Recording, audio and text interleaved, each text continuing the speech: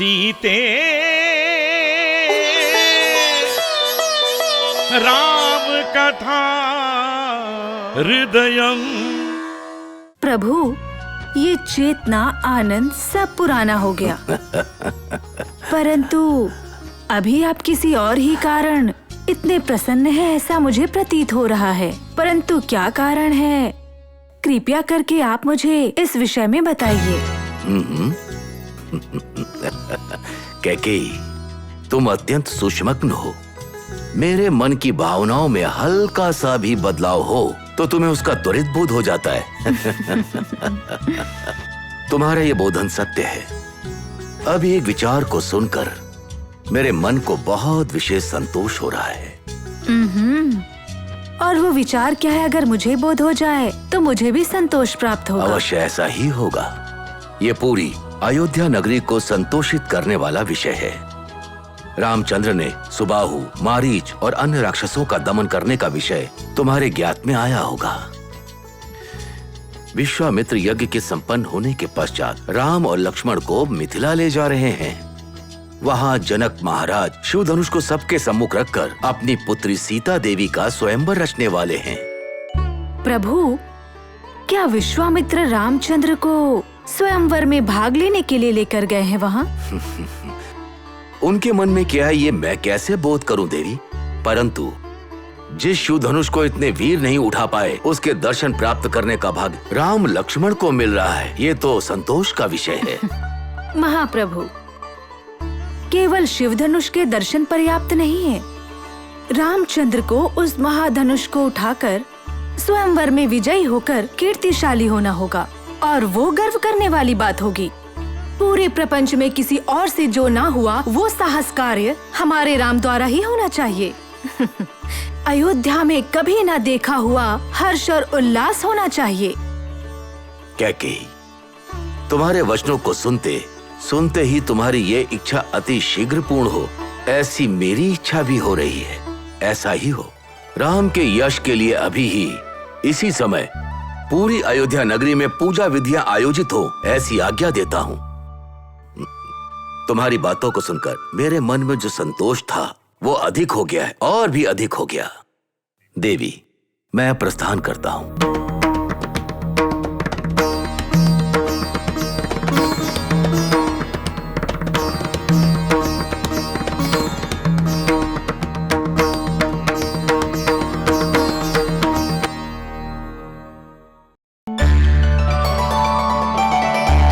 चाचा श्री को हमारा प्रणाम। शीघ्रमेव कल्याण प्राप्तिरस्तु।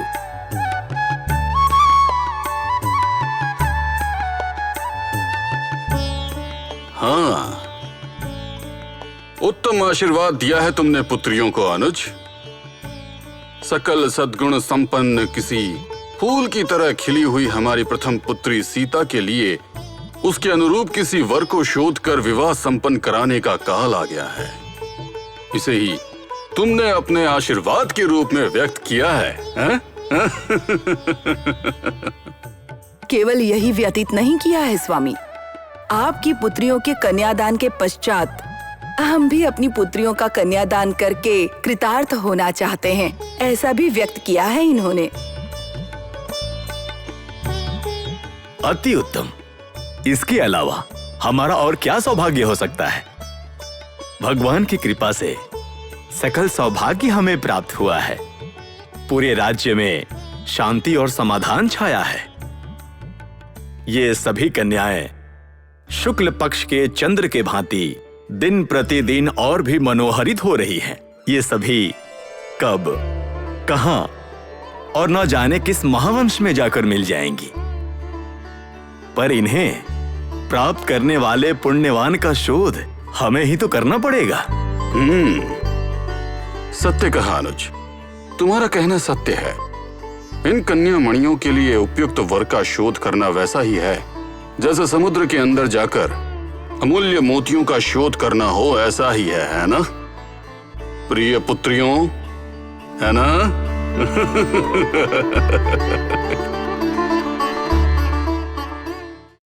ओम इंद्राय स्वाहा ओम वरुणाय स्वाहा, ओम शनैश्चराय स्वाहा, ओम पर्जन्याय स्वाहा, ओम नारायणाय स्वाहा, ओम रुद्राय स्वाहा। ब्रह्म ऋषि विश्वामित्र जी को हमारा प्रणाम। शुभमस्तु। राम लक्ष्मण, जनक महाराज द्वारा आयोजित इस यज्ञ को देख रहे हो? गुरुदेव, महात्मा जनक महाराज का ये यज्ञ समृद्धि और वैभव से पूर्ण है।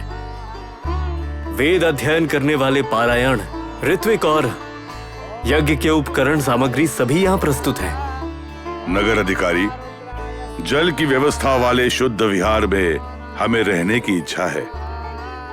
अवश्य आपको ऐसे ही विहार में ले जाऊंगा और हमारे महाराज को आपके विषय में ज्ञात करने के लिए आज्ञा चाहता हूँ। अवश्य।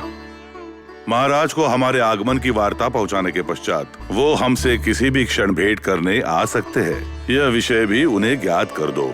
अवश्य महर्षि। हमें अब प्रस्थान करना चाहिए। अवश्य गुरुदेव।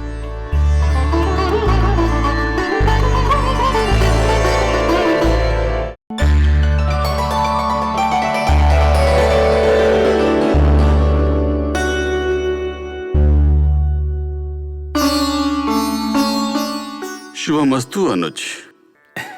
यज्ञ जैसे पुण्य कार्य के आरंभ में मेरा आगमन करवाकर इस पुण्य कार्य में मुझे अवसर दिया।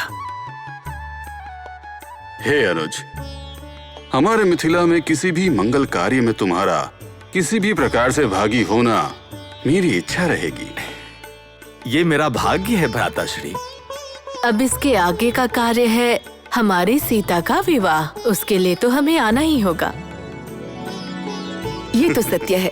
वो भी ये हमारे कुटुंब का सबसे पहला विवाह होगा ना।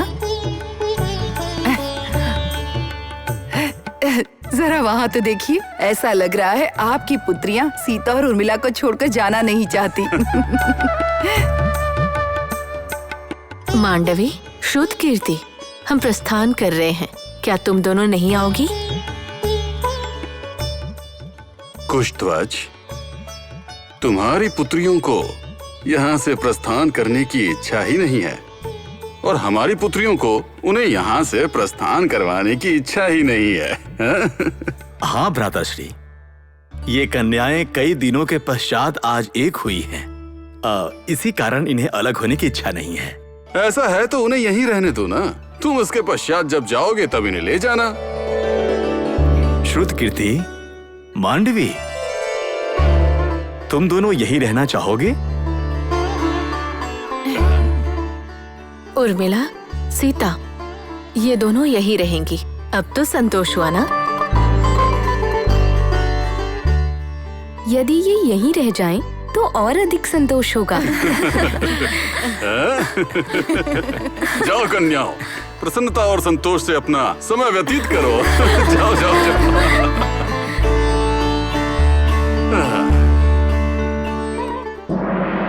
मंथरा, मंथरा, क्या है महारानी? मंथरा, महाराज अपने पूरे परिवार के साथ समारोह का आयोजन करना चाहते थे ना? उसका कारण मुझे ज्ञात हो गया है और उसे सुनने के पश्चात अयोध्या में पहले कभी न आयोजित किया गया उत्सव आयोजित करने की मेरी भी इच्छा हुई है। तुम्हें भी बताती हूँ, आओ। नहीं महारानी, नहीं। वो कारण क्या है ये मैं सखी कलावती से पहले ही जान चुकी हूँ। अच्छा, सुनकर प्रसन्नता हुई। इस उल्लास से भरे विषय को तुमने मुझसे पहले ही ज्ञात कर लिया, अच्छी बात है। इसे ज्ञात कर मुझे कोई संतोष नहीं हुआ। ऐसा क्यों मंथरा? राम का स्वयंवर में विजयी होना तुम्हारे लिए संतोष का विषय नहीं है? महारानी, मैं हमेशा आपके पुत्र भरत के भले के बारे में ही चिंता करती रहती हूँ। राम का स्वयंवर में विजयी प्राप्त करना और मेरे पुत्र भरत के भले की चिंता करना, इनमें क्या संबंध है? संबंध है महारानी। स्वयंवर में विजयी होने पर राम का विवाह पहले हो जाएगा। ऐसे ही अगर सारे पट्टे राम को ही पहले मिलते गए तो आपका पुत्र भरत कोई भी प्रमुखता न प्राप्त कर पीछे रह जाएगा। ऐसा होता रहा तो भरत से सिंहासन भी दूर हो जाएगा महारानी।